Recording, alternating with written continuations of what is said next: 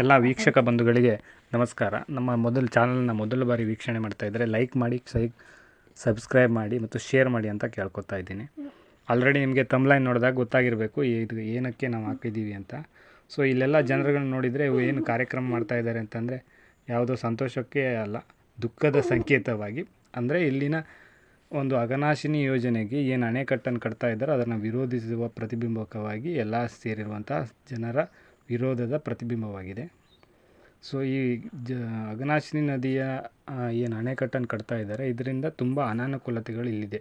ಅಂದರೆ ಇಲ್ಲೇ ನೂರಾರು ವರ್ಷ ಕಾಲದಿಂದ ಬದುಕಿ ಬಾಳಿದವರಿಗೆ ತುಂಬ ಅನಾನುಕೂಲತೆಗಳಾಗ್ತಾ ಇದೆ. ಕೇಂದ್ರ ಮತ್ತು ರಾಜ್ಯ ಸರ್ಕಾರದ ಈ ಯೋಜನೆಯು ಹಲವಾರು ಜನರ ನಿರಾಶ್ರಿತರನ್ನಾಗಿ ಮಾಡುವುದಲ್ಲದೆ ಹಲವಾರು ಪ್ರಾಣಿ ಸಂಕುಲಗಳು ಮತ್ತು ಮರಗಳನ್ನು ಸರ್ವನಾಶ ಮಾಡ್ತಾ ಇದೆ. ಇದನ್ನು ವಿರೋಧಿಸಿ ಬೃಹತ್ ರ್ಯಾಲಿಯನ್ನು ಸಮಾವೇಶವನ್ನು ಮಾಡಿದ್ದರು.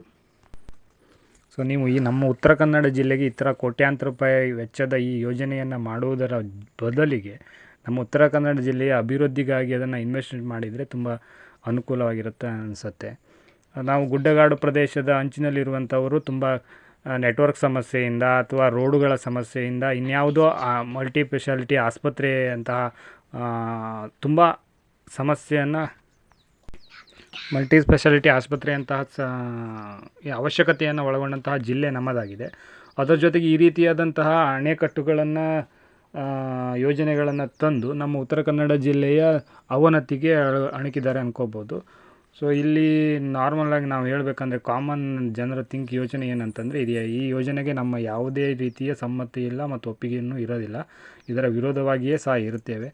ಬಟ್ ಆದರೆ ಈ ಥರ ನಮ್ಮ ಜಿಲ್ಲೆಗೆ ಕೈಗಾ ಯೋಜನೆ ಇದೇ ರೀತಿಯ ಹಲವಾರು ಯೋಜನೆಗಳು ಬಂದು ಹಲವಾರು ಜನರನ್ನು ನಿರಾಶ್ರಿತನಾಗಿ ಮಾಡ್ತಾ ಇದ್ದಾರೆ. ಅದೇ ರೀತಿ ನಮ್ಮ ಅಘನಾಶಿನಿ ಯೋಜನೆ ಬಂದರೆ ತುಂಬ ಜನ ನಿರಾಶ್ರಿತರಾಗ್ತಾರೆ. ಇಲ್ಲೇ ಹುಟ್ಟಿ ಬೆಳೆದಂತಹ ನೆಲ, ಭೂಮಿ, ಮನೆಗಳನ್ನೆಲ್ಲ ಕಳೆದುಕೊಂಡು ನಿರಾಶ್ರಿತರಾಗಬೇಕಾಗತ್ತೆ. ಸೊ ಗೌರ್ಮೆಂಟ್ ಎಷ್ಟೇ ಪರಿಹಾರ ಅಂತ ಏನೇ ಘೋಷಿಸಿದ್ರು ಸಹ ಇಲ್ಲಿ ಊರು ಮತ್ತು ಹುಟ್ಟಿದಂಥ ಬಿಟ್ಟು ಹೋಗೋಕ್ಕೆ ತುಂಬ ಕಷ್ಟ ಆಗಿರುತ್ತೆ. ಇದನ್ನು ನಾವು ತುಂಬ ವಿರೋಧಿಸ್ತೀವಿ. ಅದರ ಪ್ರತಿಬಿಂಬಕವಾಗಿಯೇ ನಿನ್ನೆ ನಡೆದಂತಹ ಬೃಹತ್ ರ್ಯಾಲಿಯಲ್ಲಿ ಸಾವಿರಾರು ಜನ ಸೇರಿದರು. ಸೊ ಇದೊಂದು ಸರ್ಕಾರಕ್ಕೆ ಸೂಚನೆಯಾಗಿದೆ. ಇದನ್ನು ದಯವಿಟ್ಟು ಬೇಗ ಇದನ್ನು ಹಿನ್ನಡೆಗೆ ತಗೋಬೇಕು ಅಂತ ನಾವು ಕೇಳ್ಕೊತಾ ಇದ್ದೀವಿ. ಮತ್ತು ಈ ಯೋಜನೆಗೆ 600 ಎಕರೆ ಅರಣ್ಯ ಭೂಮಿ ಏನು ಬೇಕಾಗುತ್ತೆ ಅಂತ ಹೇಳಿದರೆ, ಈ ಅರಣ್ಯ ಭೂಮಿಯಲ್ಲಿ ಇರ್ತಕ್ಕಂಥ ಮರ ಗಿಡಗಳನ್ನು ಕಡಿತಕ್ಕಂಥ ಒಂದು ಪರಿಸ್ಥಿತಿನೂ ಕೂಡ ಬರುತ್ತೆ ಅಂತಲೂ ಕೂಡ ನಾವು ಗಮನಿಸ್ಬೋದು. ಹಾಗೆ ಇಲ್ಲಿನ ಈ ಸಭೆಗೆ ಮತ್ತು ಈ ಪ್ರತಿಭಟನೆಗೆ ಭಾಗಿಯಾಗಿರ್ತಕ್ಕಂಥ ಎಲ್ಲ ಜನಗಳು ಕೂಡ ತಮ್ಮ ನೋವನ್ನು ಮತ್ತು ಅಳಲನ್ನು ಇಲ್ಲಿನ ಒಂದು ಸಚಿವರ ಹತ್ರ ತೋಡ್ಕೊಂಡಿದ್ದಾರೆ. ಅಂದರೆ ನಮ್ಮ ನೆಲ ಮತ್ತು ನೀರನ್ನು ರಕ್ಷಿಸಲು ನಾವೆಲ್ಲರೂ ಒಟ್ಟಾಗಿ ಹೋರಾಡ್ತಾ ಇದ್ದೀವಿ ಅನ್ನುವಂಥ ಒಂದು ಸಂದೇಶದ ಮುಖಾಂತರ ಈ ಹೋರಾಟವನ್ನು ಅವರು ಮಾಡ್ತಾ ಇದ್ದಾರೆ.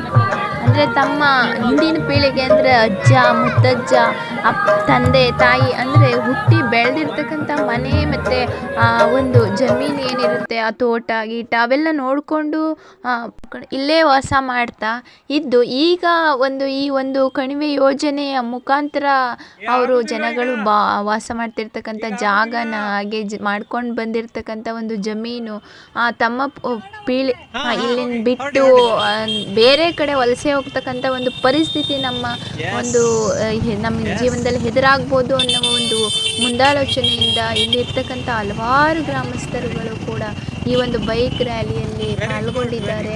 ತಮ್ಮ ನೋವುಗಳನ್ನು ಇಲ್ಲಿನ ಸಚಿವರ ಹತ್ರನೂ ಕೂಡ ಹಂಚ್ಕೊಂಡಿದ್ದಾರೆ. ಹಾಗೆ ಇಲ್ಲಿನ ಗುರುಗಳ ಹತ್ರನೂ ಕೂಡ ಹೇಳ್ಕೊಂಡಿದ್ದಾರೆ. ಹಾಗೆ ಇಲ್ಲಿ ತುಂಬ ಹೆಂಗಸರುಗಳು, ತುಂಬ ಒಂದು ಜನ ಭಾಗಿಯಾಗಿ ತಮ್ಮ ನೋವುಗಳನ್ನು ದಯವಿಟ್ಟು ಸರ್ಕಾರ ಇಲ್ಲಿ ಯೋಜನೆಯನ್ನು ತುಂಬ ಪರಿಶೀಲಿಸಬೇಕು ಮತ್ತು ಪರಿಶೀಲಿಸಿ ಒಂದು ಒಳ್ಳೆಯ ನಿರ್ಧಾರವನ್ನು ತೆಗೆದುಕೊಳ್ಬೇಕು. ಹಾಗೆ ಇಲ್ಲಿ ವಾಸ ಮಾಡ್ತಿರ್ತಕ್ಕಂಥ ಎಲ್ಲ ಜನಗಳಿಗೂ ಒಂದು ಸೂಕ್ತವಾಗಿರ್ತಕ್ಕಂಥ ಒಂದು ಒಳ್ಳೆಯ ರೀತಿಯ ತೀರ್ಮಾನ ಅಥವಾ ನ್ಯಾಯ ಒದಗಿಸಬೇಕು ಅನ್ನೋ ಉದ್ದೇಶದಿಂದ ಈ ಹೋರಾಟವನ್ನು ಮಾಡ್ತಾ ಇದ್ದಾರೆ.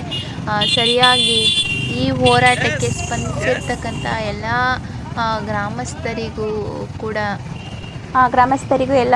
ಗ್ರಾಮಸ್ಥರಿಗೂ ಸೂಕ್ತವಾದಂತಹ ನ್ಯಾಯ ಒದಗಿಸ್ಕೊಡ್ಬೇಕು.